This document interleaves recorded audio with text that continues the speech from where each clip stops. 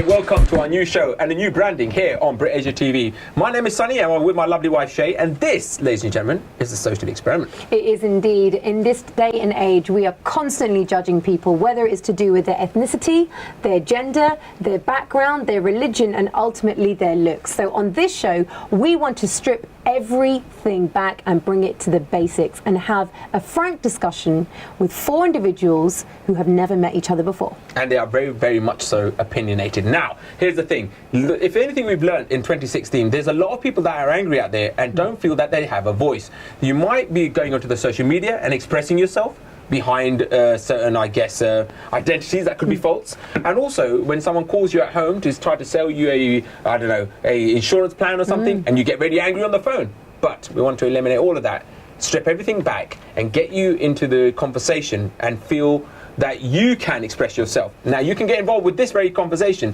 in the comments below, or you can tweet us through the whole show. You certainly can. It's at BritAsia TV on Twitter or at Sunny and Shay. We are joined now by 4 individuals. We're going to introduce them to each other. They have never met before. They have come from different parts of the country and are from different walks of life as well. And we've chosen a topic of discussion and we want to find out what they think about it. Now, when they came to the studio, they were kept separate, and we've asked them to blindfold them so that they can't see each other. And also, we've taken away their names. And that is one of the aspects we've realised over the years. As soon as you meet someone, you will judge them by their name because they could be from a particular community, faith or background.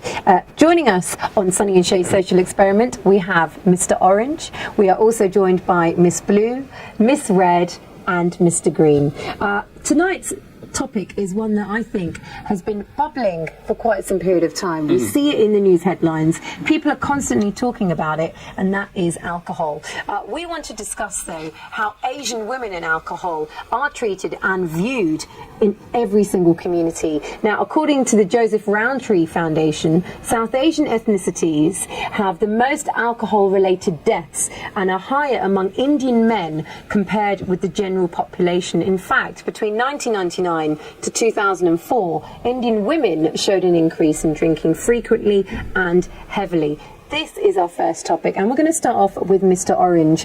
Mr. Orange, what is your perspective on women drinking alcohol in general? Where do you stand on that? Hi, my name is Jagmeet Singh. I work in transport, and currently I'm studying to further my education in Sikh history and literature.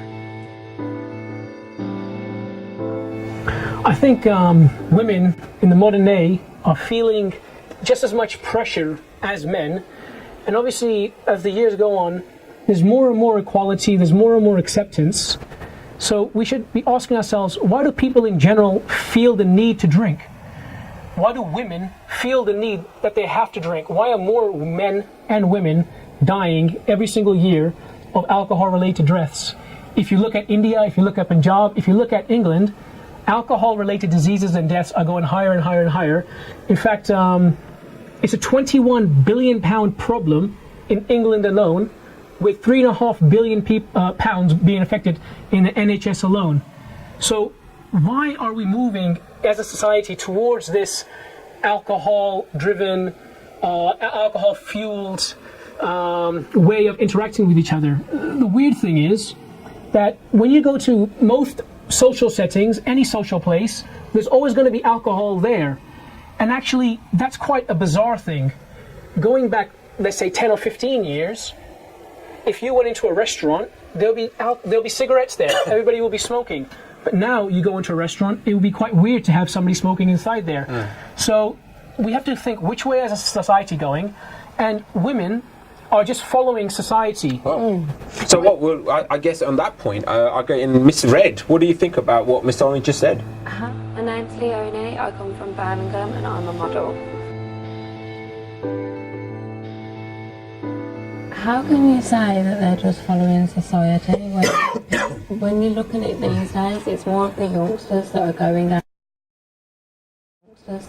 out and they're wanting to go out and get drunk and just party all the time, when the older people, they're not really wanting to do that. Maybe it's because they like sitting at home drinking or doing something like that, whereas the youngsters like to go out and over drink. It's not necessarily all of them. It's a way of life that's missold to the generation nowadays. That's what it is. It's because everyone knows that you can, if My name's Junaid Akun and I'm a manager at our poultry plant. If you take something, take it in moderation. Now, alcohol, they ban smoking in public places. Alcohol is the only thing that's left. Exactly. If they that's keep legally banning allowed. things, it's going to make people want to go out and do it all the more. It comes down to profit as well. You look at how lavish some of these adverts are for alcohol, and none of these adverts show you actually. They don't show you the real, experience that you have when under the influence.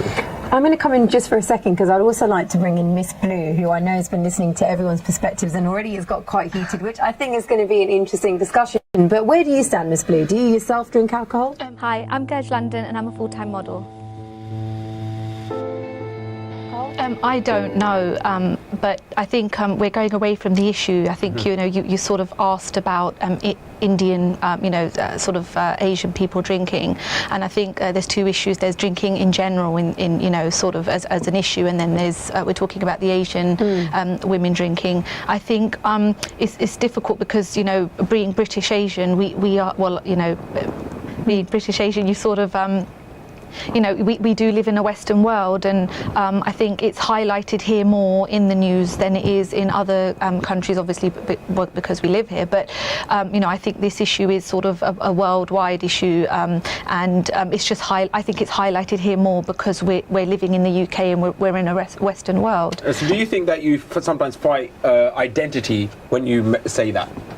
Because you say you're British Asian, and therefore this is more highlighted here as opposed to if it was a white woman, for example? I do, yes. I think Asians are viewed a particular way across the world by different. We're all viewed differently in different eyes of different people of different culture. But at the end of the day, we are not the same as Asians who are born and raised in India. And because we live in a Western world, I think that we maybe. The way we live here is obviously going to be very different to the way people live in India, which I think has something to do with it. What would you like to say to that, Mr. Orange, and then we'll bring in Mr. Green and Ms. Red? I think that the world is rapidly changing before our very eyes, because that statement my sister said there, I would have agreed with a few years ago, even 5 years, 10 years ago, but not today. If you see, social media reveals a lot and brings us all closer together. These young women, girls, men, boys in India, they're just as Western as we are here. They've closed that gap, and they're closing it rapidly. In fact, they feel that they're so far behind, they were so far behind at one point, that they're rushing to catch up and surpass us. So although in England, in the West, we've had this culture for quite a while, so as adults that grew up here, we know how to maybe navigate these social circumstances, alcohol, a bit better than somebody that it wasn't a part of their culture for many, many generations. Going back to Mr. Green's point, I'd just like to say that, yeah, this issue is, and the lady over here's, Miss Red's point, is, this advertising machine, there's a machine of advertising, and it's actually infected our young people. It's infected them on social media and on television, and it keeps telling us that we're not good enough. And you know what, maybe have that drink of alcohol. There's millions and millions of pounds spent to actually mess our minds up, to think that, let me have that glass of wine, let me have that. You say that. Go ahead. Let's bring in Miss Red and then we'll bring in Miss Blue. Go ahead, Miss Red. It's not necessarily like that. I mean, they put all these things on cigarettes to say, like, if you smoke so many or whatever, you'll get cancer and things like that. Like, all of that isn't going to really affect whether you want to drink it or not. Whether on the bottle it says you could die of cancer or you could not die of it or whatever. It's about whether you want and being a human and choosing your opinion, being, okay, I do want to drink, I do want to try it. After you tried it, you feel, actually, I don't like that, so I'd rather not drink. It hasn't done anything for me. Mr. Green, what do you think? I think you have to look at why people actually drink. I mean, what happens to you when you drink? Your reality changes around you. You get more confident. Yeah, the way you see things changes, your mood changes, you're a lot more relaxed, or you might get a bit more violent. It all depends on how your day's been. Now, a lot of people aren't drinking in the middle of the day, they're drinking at the end of the day or at the end of the week. They're going out Saturday night, but they've been working all week, Monday to Friday, and it's because it's that sort of routine that's just sold to everyone because that's what everyone's doing. It's like the in thing to be doing. At the end of your week, you want to let go of all your pressure, all your worries. So you've earned your money, go spend it at the end of the week, Saturday night, go out, have a blast, get wrecked, wake up late Sunday morning, recover, Monday back to work. And what would you feel if you were married to someone who was doing that? So I think This is where the issue is. We were talking about women and alcohol, and if you're married to someone who just lived the lifestyle you've just described there, how would you approach her? Would you say, "Oh, hey, I know you got a hangover. Here's some tea," or would you say, "You need to get a grip on this"? On what your priorities are. Right. I mean, what kind of lifestyle are you living with the person that you've married? So I'm not just gonna go rush into something if I not know anything about someone and then marry him. If you're marrying someone, you have to have similar interests. You have to think in a similar way, because you both have the same objectives at the end of it. Now, if obviously a person, if say a potential partner was behaving like that before you, it all depends on if I'm doing that same thing. If I'm doing that and she's doing it, I can't say anything, can I? Yeah, but what happens if you was to get married and before you got married, you two was like perfectly fine, you had everything similar, she wasn't drinking, you know, you drink sometimes but she wouldn't, and then you get married and all of a sudden she changes her mind and says, you know what, I do want to drink.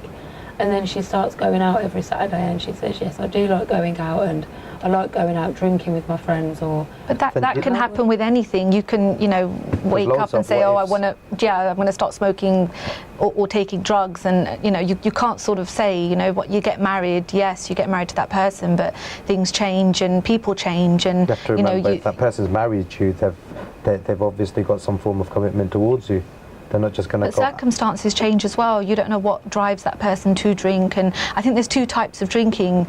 You know, I know some of my friends who are married and they have a drink with their in-laws.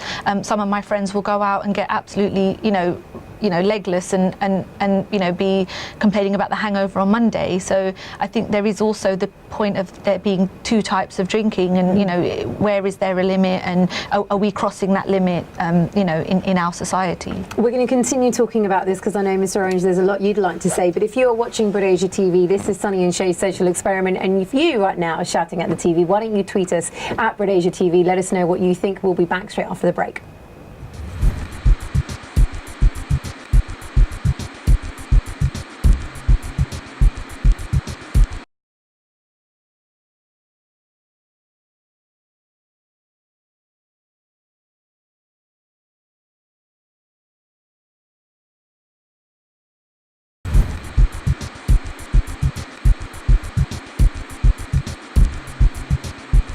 Welcome back to the Sunny Shay Social Experiment. Now, this show, it very much needs your help as well. So if you would like to get involved with the show, why don't you just send us an email on Sunny and Shay's Twitter account or Facebook account, or you can go to BritAsia TV's email address. You certainly can do. It's also at BritAsia TV. Now, if you're tuning into the show, our social experiment is very, very simple. We pick 4 people from across the country from very different backgrounds. We put them in a room like this. They are blindfolded. They have never met before. And then we ask them one question, something to get them talking. And so far, it's been interesting. We're joined right now by Mr. Orange, Miss Blue, Miss Red, and Mr. Green. They've never met, and we've been discussing alcoholism, but also women and drinking in the 21st century. So now, just before we go and carry on with the discussion, I think it's only fair at this point we find out how they're feeling about what's going on at the moment. Let's start off with Miss Blue. How do you feel with the blindfold and not knowing the people that you're talking with?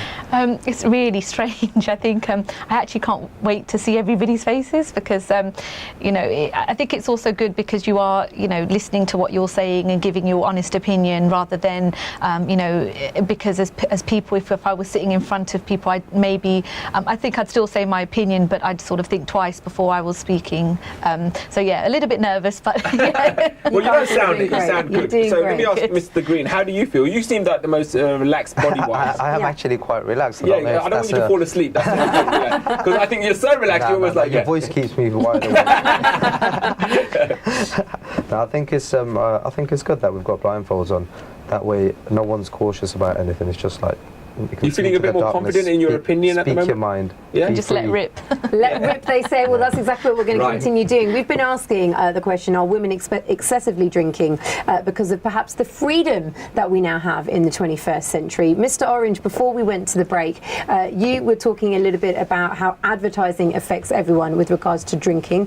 Where do you stand with this? Do you think it's down to freedoms that women now have in the 21st century? Yeah, most certainly. And women should be free to exercise their freedoms. But we as a society, we shouldn't single women out. I'm not saying that whatsoever. Men, women, young people, even elderly people or middle-aged people should all off themselves. Why do they feel the need to drink? The truth is, we all like to party. It's just that some of us choose to party in a different way. So we should ask ourselves, is what we're doing for recreation, relaxing ourselves, is to socialize, does it have any destructive connotations to it? Can it lead you down a path which maybe is hard to come back down? Now, the fact is, between the ages of 18 and 25, the kids that are in college, they drink 60% more than their counterparts that are not in college. Maybe that's because they have more pressure there. And these young people that start drinking at that age, they turn into young adults and adults that start drinking. Then by the time you're in your 50s, 60s, that 1-2 beers, that 1-2 glasses of wine turns into 4 or 5, and all of a sudden you do have a problem. So I would say to everybody is, analyze yourself and see what kind of life you want. A lot of the points my friends here have made, they've said things like, you know, it lowers, well, they said something to the effect of it lowering inhibitions, helps you relax, blow off some steam. But maybe there's some more constructive ways to go about doing that actually adds to your life, adds to your health, and actually adds to society. That's what they think they're feeling over it, but none of us can actually know what it's actually doing. Like, we may think that, oh yeah, it's making me feel better and all of that, but drink is actually a depressant, so there's no way it could actually make you feel better and more relaxed and all of that, especially when it is a depressant. Well, no, the negative connotation is that people think it's going to help them be more calm, be more relaxed, loosen them up a bit. But you're completely right. It is addicted to drugs. Yeah, it is a drug that is a depressant. So it has the negative effect to it. But if you look at people in across the world, in Italy, people have a glass of wine with dinner every night. You know, would you say that that's an alcoholic or somebody who's got an issue? You know, and also saying, going to your point, Mr. Orange, I think it is on my left. That's right. Yeah, on your left. Yes, you're right. I got my colours right. That, you know, you're saying between a certain age that people drink. So maybe between, I think you said 18 or 25 or just that 16. demographic. Okay, but of course that's going to be the, you know, that's an age where people you know, are experimenting. They're coming from a childhood into adolescent into you know, being young adults. It is a time where they are going to you know, try different things and, you know, experiment and find themselves.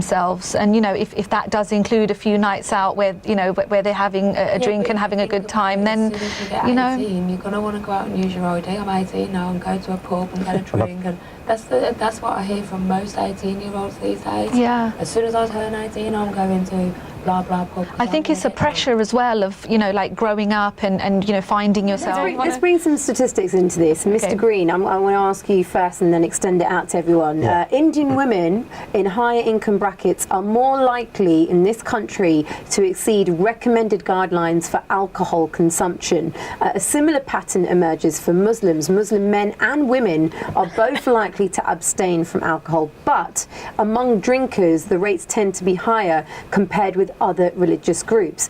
Where do you stand on that, Mr. Green? Is it down to ethnicity? Is it down to culture that particular people are breaking out, or Indian women are breaking out once they get that money in their pockets?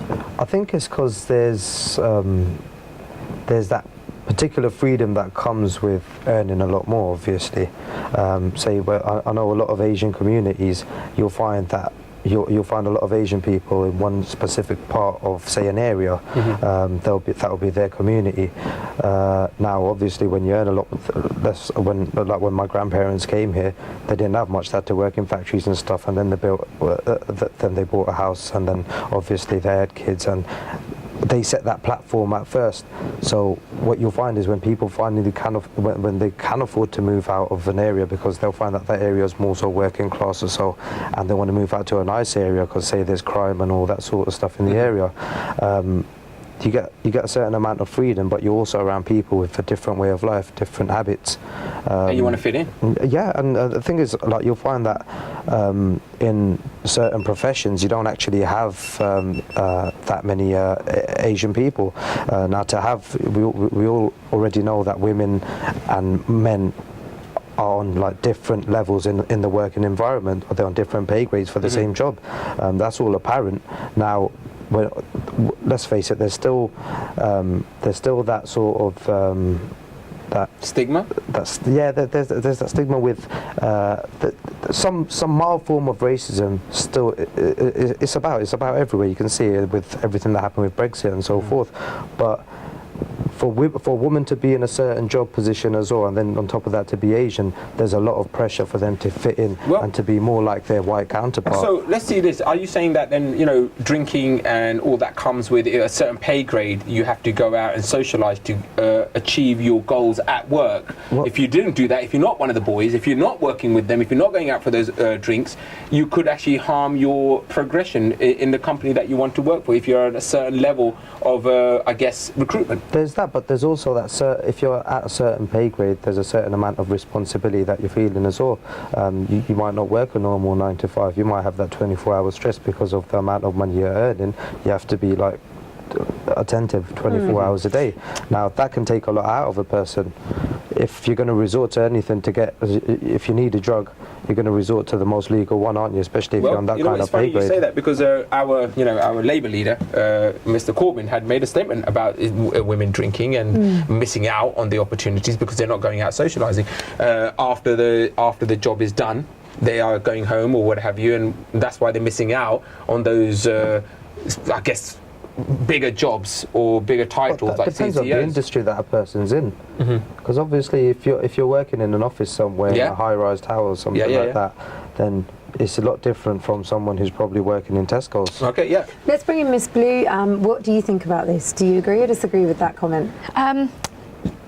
I guess, I would agree. I think, you know, it was very different. I know you said when your parents came here and, you know, times have changed and we are living in the 21st century and, you know, those, you know, issues are, I think they're, issues which have always sort of been on the surface and you know, things that, like, you know, obviously this program are highlighting that things that we just don't talk about, and some of those issues, like you said, about racism and different being from different areas. I think they're all sort of it sort of links up in a way. Everything links together. What do you think, Miss Red? I'm not really too sure on that one. Like, obviously, working and all of that, I understand that it's going to be different for Asian people and things like that, but then to hear that they're going to feel different with certain things, like with drinking and things like that, like, I don't quite understand that bit. Like, if you want to go out and drink, go out and drink. Like, what is the problem? That's a big deal. Mr. Orange, do you want to respond to that? If you want to drink, it doesn't matter about your gender, just go out and drink. What's the big confusion, man? Yeah, I agree with that. That it doesn't matter about your gender. If you choose to drink, go ahead and drink. But I would say analyze your choice and find out why you're choosing that choice, and possibly. Say you've had a long day at work and your plan is to go home, have a bath, and then watch EastEnders. Right. And then 5 of your work friends are saying, "Oh well, we're going back, having a bath, watching EastEnders, but getting ready to go out." What are you going to do? You know, you're sitting there going to be bored and think, "Oh, they're having a lovely time."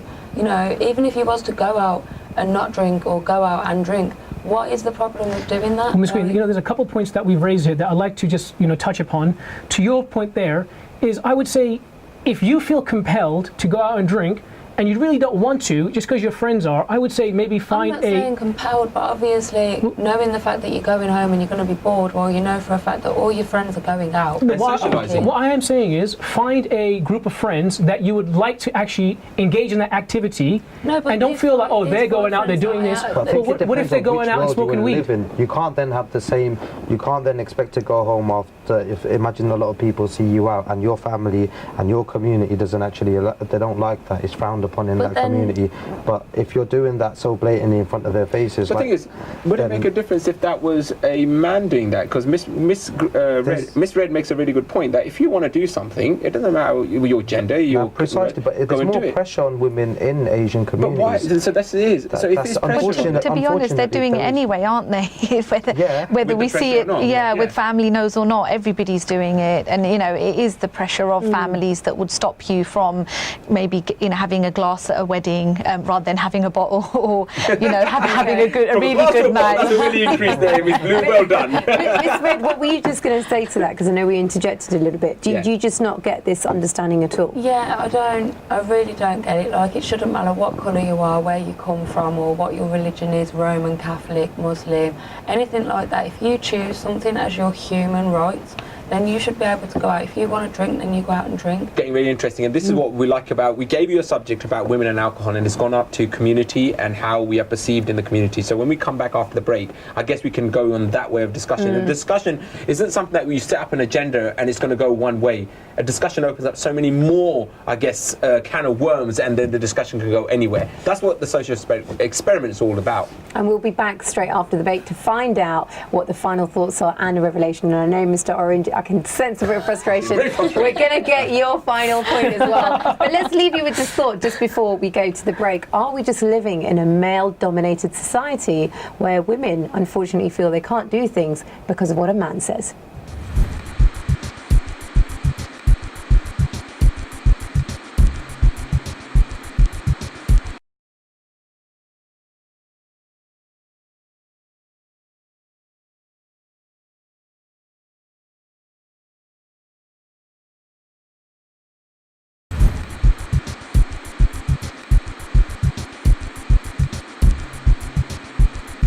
Hey, welcome back to the Social Experiment with Sunny Shay. You are watching Brit Asia TV on Sky Channel 824. Make sure you tell your friends. Please do spread the word, and of course, if you would like to get involved with the conversation, you can tweet us at BritAsia TV and at Sunny and Shay. Before we went to the break, I asked the question, is the reason that some women decide not to drink, especially out in public, because we're living in a male-dominated society? What do you think, Mr. Orange?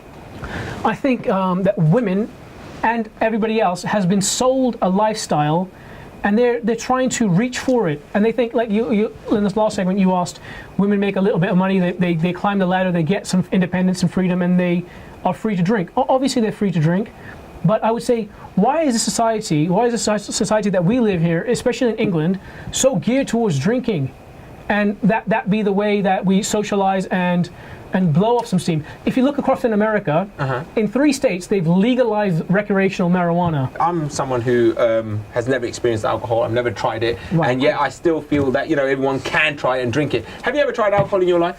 Yeah, man, I used to drink all the day back in the day. And your experiences of when you used to drink, is that where you got your opinion from? Because I think that, if you haven't tried something, how can you comment on it, right? Yeah, most certainly. But you have definitely tried it in the past. 100%. I'm talking. What about if you saw your sister drinking, and you saw her in a position where she's thinking, I want to drink?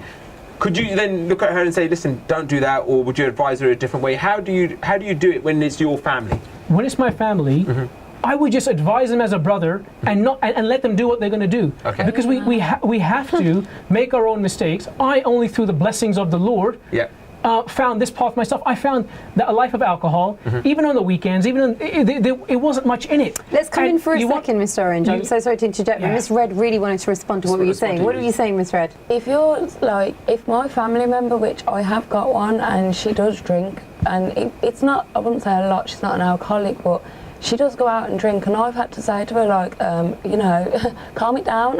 Yeah. She is young, and I do understand that obviously you just turn 18, 19, you want to go out and drink and party and all of that, but then going out after college or school or whatever it is at 12 o'clock, I'm going to go for a drink, I'm not just going to say, oh yeah, make your own decisions.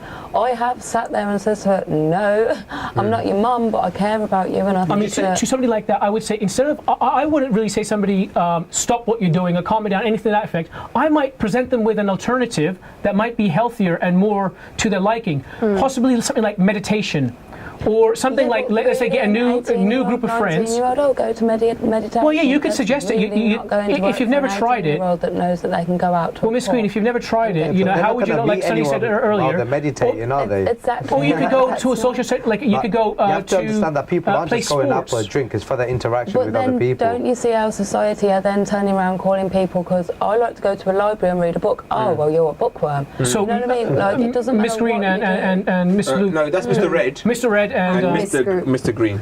Okay. Miss Red. So guys, what I would say is go to the pubs, go to the clubs, and try not drinking. Try to be in that social situation and have your passive social skills and your active social skills, rely on them, and actually build your character. You sound like a very strong individual, but Miss Blue, where do you stand in this? Well, I think it's unfair to sort of put your, how can you preach to somebody that, just because you've lived your life a certain way, people have to find their own paths, people have to make their own mistakes. If you see someone walking towards fire, wouldn't you then stop them? Yeah, of course. Because that's what experience is, isn't it? You learn from the experiences of your. I think so, but to be honest, if they have to get burnt, they have to get burnt. Yeah, but you know, I could sit here and I could say this drink is amazing. Drink is the best thing you could ever drink. It will sort your health out and all that. If I'm and thirsty, I'm lying to you, and then I'll really be just tempted. Tap water. And but if I'm 30, then I'll really be tempted. You have to remember, some people thinking, all right, I don't want to be stuck at home tonight. Right. What can I do? But could But this that's sort the of thing. stem You think from? you're either stuck at home yeah, but or what's you're out available? partying. No, but I mean, what's there is available? another way. Yeah, but could after this- 10 o'clock at night. So someone finishes work, say 10 o'clock, they go home, have a shower, they think, all right, I've finished work, what am I going to do now? I'm bored. Oh, let's see what's going on. Everything that's going on at that time is just is either a club, a bar. You know, you get to a certain age and you realize, you know, all I have around me is drinking buddies. But if you actually And there's invest in a perhaps nothing wrong but in not that. everyone's at that age yet. Maybe there's not. I'm You have just to saying. understand that other but people everybody aren't gets at to that age. everybody gets to that realization that what's more important, like actual relationships where you can have build something that's beautiful, or just something that's based around alcohol. Exactly. Everybody gets to that realization, so everyone has that everybody has same way to of do life, though. whatever they feel like they have to do. No, I'm not saying that people shouldn't do it. I'm not saying that. I'm just saying provide them with an alternative. Either, you guys seem to be saying either don't do it or your life's going to be absolutely horrible, No, I or go don't out and think do so. it. I I'm don't saying if you drink, want to like, do it, go ahead and do it. Like but there are Sunny, other I've never alternatives out drunk there. in my life, you know, and I still do, live my life, and I don't feel like I've missed out, you know, and you know, I'm very strong-willed, so you know, I've been pressurized many of times. I've been out with my friends, and I've had a lot of pressure to say, you know, come on, have a drink and whatever, and it's you know, it's been my personal opinion to not. But what I was going to say, could this stem from you know, your upbringing around alcohol and the taboo and the conversation in your home with alcohol? Right. You know, some people maybe have had their parents lock a cupboard of alcohol, and only their dads will, you know, drink the alcohol on a weekend when friends are around. Myself, I remember my high school prom, you know, somebody drunk and they drank so much that they had to get their stomach pumped, and it had to go to hospital to get stomach. And since then, it just put me off for life, and that's just an That was opinion your that I have. experience. Exactly. Yeah. So what I'm saying to Mr. Orange is that, you know, I have had that experience to say that I don't drink alcohol. Now, I understand you can give people an alternative, but, you know, people are people, and they are free to make their own decisions, and if they want to drink, they want to drink, and if they don't, they don't. Okay, let's bring in Mr. I'm not saying Green. that we should. I'm not saying that we should shove our opinion down anybody's throat. I'm saying everybody should have the freedom to do what they want to do, but maybe, you know, we're free to also guide and provide a different alternative. And there's nothing wrong with that. Nothing Mr. wrong with Green, that. something Who provides an alternative for that person who lives alone? Well, Say here's- for that 40-year-old who comes back from work after a 12-hour shift at the factory, comes home and he thinks, all right, I'm just going to sit down, crack a drink, and then afterwards go out, go get myself a bed for the night. Hopefully she's as drunk as I am. What do you do for that guy? Bro, that's the saddest life. No, but- You're but- depressing me but- with no, that, but that that's the- scenario. that's the unfortunate why do reality your for some people in this scenarios always country. include like one of the most depressing? Because it's a realistic scenario. Not everyone lives in a happy. Well, that guy, maybe he can choose something better, you know, like actually go out to one of these speed dating things or something, anything. I just think, At you know what what, time? At what everybody, time? If he's everybody's working, judging say, people. from 10 till 10, yeah? People- 10 Yeah. o'clock in the morning till 10 o'clock in the evening, he does the same shift 6 days a week. What do you suggest for that guy? Himself. I'm just that hypothetical. Yeah, it's a hypothetical, And he's but it's a totally realistic scenario. You go past, you walk through Hey, London, listen, yeah? I'm You not see that arguing. There's so many different scenarios we can throw here, right? But Yeah. I'm just thinking of the one that you've just said. He's working from 10 to 10, and he's got time to go out for a drink, and he's doing all this work to earn money. And you kind of ask yourself, who are you making the money for? Exactly. If you're living a certain life, that I guess when you put it here in that scenario, you might think, dude, you need another life. You need to just stop But doing then- what you're doing and get another job. But you And know, everybody sins differently, and it's unfair I to judge agree. people. We're judging See, now, people. here's the thing. You know, Now when and, we come and to we judging- are Like a judging 19 people. No, but here's the TV thing. When we say that judge- he's really happy with Right, that. go He on. watches for like an hour a day. Yeah, yeah. Do you He get- might that's be what he really works happy for, with that's his what- life. You know, we can't. We're judging people. Okay, and- here's the thing about judging now. Here's the thing. When we have a conversation like this, at some point judging does come into the question, right? Without a doubt, we are talking about women and alcohol. And at some point, we are talking about this is because women were looked upon as like, you can't drink. And certain communities, like you said earlier on, and I want to pick you up on this, Mr. Green, you're saying that if a woman is drinking in certain communities, she's bringing down the family, and then she shouldn't be doing that if she knows she's part of that community. Then, if you're living in an environment like Britain, and that's accepted on the whole, then shouldn't the people of that community change and adapt to where they're living? No, but that's. If it's their beliefs, though, surely they're not going to, especially if it's religion. What if it's not the belief of the girl? She hasn't made a choice of what belief she wants to go with, or the boy, in fact. Maybe they're just trying to discover who they are. She want to go out for a drink with her mates who happens to be from a different background and thinking, you know what, it's all right to have a drink. And she has. I think so. I think that's right. You know, you've sort of given up your right as soon as you have, you know, come to a Western country or, you know, not living in your motherland or however, you know, you sort of, you know, perceived to live. Right. You do give so up you your should give right. up all your cultures and everything. No, not everything. Okay. You know, I think it's more important How to do you be a pick good and choose which person. ones? You know, it's you choose yourself. You know, I don't understand your we've point. come into. That's crazy. Why would you give up your who you are if you just move to a different country? No. I never said that. I'm saying that, you know, if you are, you have to adapt to where you are. Okay. At the end of the day, if you wanted to live a certain way, you know, and instill certain things into your children or you know, be strict or whatever. What if one of them was women can't drink? Then.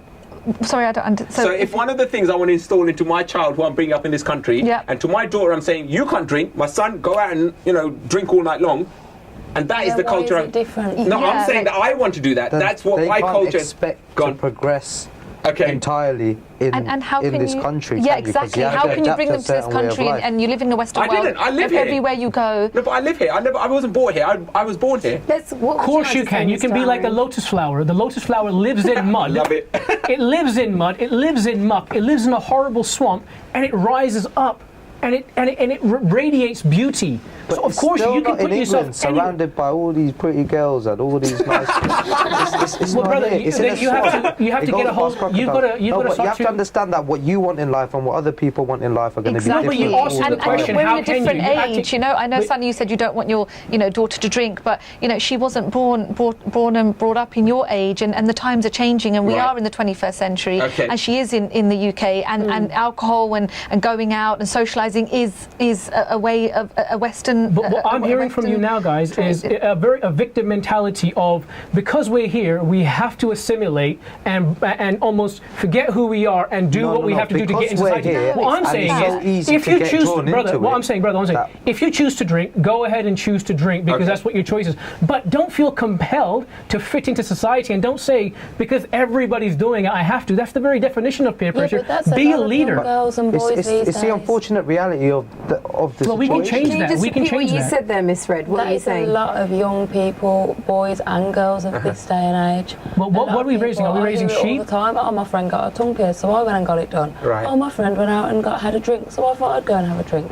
It's kind of like this day and age. A lot of people are doing that anyway, just copying the other person because they're doing it. And she said she had fun, and he says it was amazing. So why shouldn't I try it? He says it was amazing. Maybe it is. He tries it. He's got a different opinion. Let me ask you something, Mr. Green.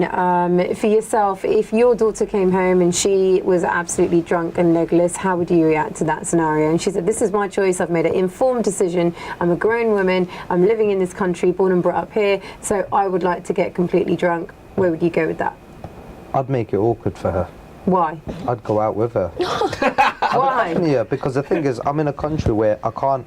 Obviously, if she's doing that, yes, and if I didn't have a clue about her going out doing that, I'm doing something wrong on my behalf. Okay. But then again, it depends on how old my daughter is as well. All right. If she's 21, she's a grown woman. She can make her own decision. She's an adult in this country. Then I'm just stuck. I just have to stand there and go and actually talk to her. Are you really going to say to her that, okay, then I'm coming with you? She's 18 years old. She's never. Yeah, but thank God she's come home and told you she's drinking. She could be out drinking on the corner and being a struggling alcoholic, and you would never know. It's just because obviously I know what happens when people go out. Like, women have to be more cautious than men. Do you get what I'm saying? That's the point now. Women have to be more cautious than men because they're like, well, I can't tell my dad this or my mum because at the end of it, they're just going to. That's right, and I think that women need to take responsibility. And if you are going to go out and you are going to get drunk, well, then there is going to be repercussions, and that's the point where maybe women are feeling like, you know, the victim, you know, and that's not fair. That needs to change, you know, because it is your response. You know, if you're an adult and you're making a decision that you are going to go out and get absolutely legless, well, then you have to take the repercussions and take responsibility for your actions. Yeah. What would you say to that, Mr. Orange, if you had a daughter who came home and she turned around and said, Dad, I get where you're coming from, but this is what I want to do. I'm giving you the same scenario that I've just given to Mr. Green, which is very much that I want to drink and I want to drink with my friends. And in fact, if I want to get drunk, that's what I'm going to do. Well, the fact is I do have children, and if that scenario could happen one day, I would hope that I would have raised my daughter in such a way that she would feel strong enough to make her own choices. I would pray that she would make the right choices. But what is the right choices for her to drink alcohol? That's fine. So you can only teach them as the best you can, and then you have to let human beings and children be who they are. What alternative would you provide her? What I would say is, brother, I would still love her. I would still make sure that she does not feel judged or neglected, or that she's not worthy. Because if a father doesn't love their child, that may be the very reason that she's going out and drinking. So I'd make her feel welcomed. I'd make sure she has a support system. I may start by asking her to ask herself why she drinks. I wouldn't say, hey, stop drinking, because people don't change behaviors overnight. To anybody, I would say, ask yourself in your heart, why do you drink? And it's the first It's the first step to change, because once you start contemplating these questions, then you might contemplate, do I need to change? You say, and then one day you may want to change. Reply with, oh, I drink because it's fun, and last night when I went out, oh my God, it was so amazing. Well, then I would ask that person, what do you want out of your life? What do you want out of your life? What if this person didn't want to hold any form of conversation and just wanted to drink? Again, you have to respect people, but you can also, if it's your family member, you're allowed to have conversations. You can have a conversation and say, look, I've noticed these behaviors in you. So you can say, you're going out on X, Y, and Z night, you're drinking, you're coming home late, you're smelling of alcohol, you're doing this, you're doing that. And then you can state your concern. You can say, I'm worried. And sometimes just by highlighting behavior in a very non-judgmental way can help open a dialogue. And maybe your daughter is having some kind of problem she's been afraid to talk to you about, and now she's got a little bit of liquid courage. She can say, you know, actually, Dad, I'm having this problem, I'm having that problem. I guarantee if children actually went and said, right, you know what, Mum and Dad, I'm going to get drunk, or I'm drinking or whatever, and the parents said, actually, we're more supportive, I don't think they would even be wanting to drink as much as they think they want to drink. Okay, we're gonna pick up on this, guys. Actually, I just want to say, I wouldn't ever say, right, great, you choose to drink, let's drink at home. Okay. I wouldn't do that either. Not in my Sounds like you're not going to either. It'd be like the lotus flower. Well, coming up to the final part of the show here with Sunny and Shay's social experiment. It's got very, very heated, and coming up straight after the break, the masks will be uncovered and they will finally get to see who they are, where they are from, and what are their names.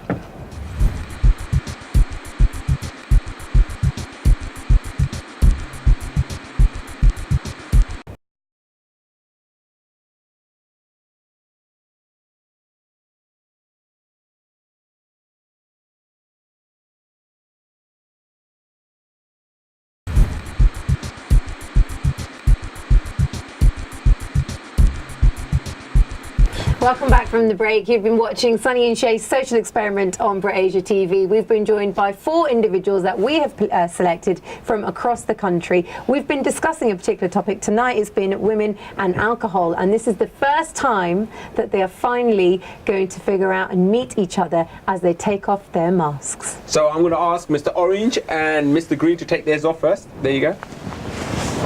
Welcome. I didn't say our base wearing orange. Can we also, in the meantime, get Miss Blue and Miss Red to take off your masks as well? Welcome, ladies. Welcome. How's everyone doing? Very much. So no, I guess the question is, did you find it more comfortable to talk without looking at the people that you're talking to? Did you find any frustration at any point? Let me ask Miss Blue.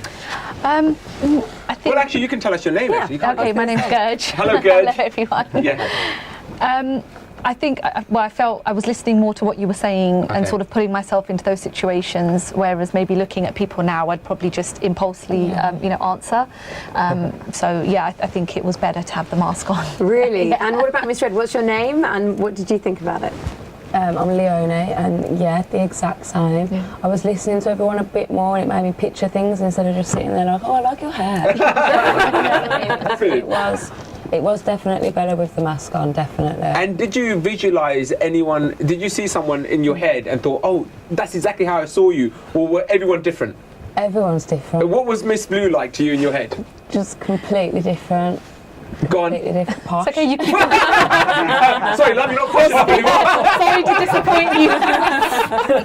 What about Mr. Orange? What was your name and what did you think? My name is Jagmeet Singh, and I thought this was a really cool idea. And it was quite weird having this mask on because what's going on, man? And but it helped you focus, and it was really weird. But I'm glad we had a good conversation. We got to open up a bit. Yeah. Wish it could have been longer. I wish so as well. What is your name, Mr. My Green? name's Junaid, and I thought that was actually quite brilliant because when everything was dark, you could just somewhat picture what everyone's saying and imagine it. So it kind of lets you like tap into that creativity and understand maybe what other people are, where other people are coming from as well. Now, when we started the show, we talked about how there was this, not this year, 2016, we saw a lot of people go to the polling votes in America and also here as well, and they made their they voted, and there was a lot of anger. We found that there's so much anger, and so many people felt that they didn't have a voice. Did you feel that at any point today, even though you couldn't see each other, that you were sort of like free to actually express yourself today, I guess? Yeah. Would it Really be different? Because if I didn't have a mask on, I don't think I'd be very open and saying certain things, because obviously you don't want to offend people, and especially because I don't know any of you. So did you think at any point that anyone here was from an Indian background or Asian background or black background? Can't get away. What is it with this posh thing? I don't know what I'm saying to do. I knew she kind of put her foot in it a few times with saying certain things that made me realise, okay, she's definitely an Asian. So you did pick up, definitely. Otherwise, I couldn't tell you. Yeah. Right. What about yourself, Jugmeet? Did you feel more comfortable? Because obviously, physically, if we met you, we can tell you were Sikh. Yeah. You wear a turban, you have a beard. Were you conscious of when you were talking as to kind of letting that side of yourself out? Yeah, definitely, because I operate from a Sikh ethos way of thinking, because my life and my thinking took me so far in life that I realized, actually, mate, I haven't got it figured out. Right. And Sikhi really helped me navigate this thing that we call life.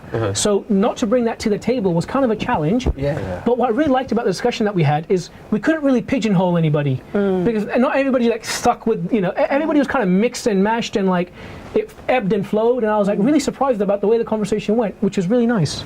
And what about yourself, Junaid? Because obviously we just talked about faith just for a moment.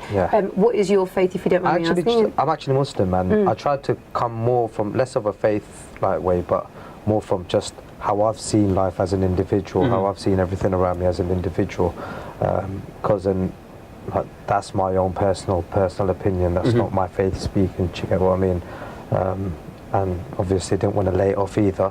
But did you feel conscious of the fact that obviously as much as you can hide and you don't know ethnicity, you don't know religion, you don't know age, you don't know background, you don't know jobs, there's one thing that you do know, and that is gender, because as soon as someone starts talking, that's the one thing we can't change. Were you a little bit more conscious of saying particular things because there were two women here and we were talking about women in alcohol? Nah, not really, because I'm actually just quite abrupt normally anyway. I don't see like two women and a man. Like as we sat there, I had my eyes closed, and I pictured everything else around here, and I just saw empty seats with like shadows in there. But I just had a feeling that he was wearing orange anyway, because when he escaped the colours, it's like normally you don't go towards orange when you're thinking of colours. Like red, blue, green. So you get what I mean.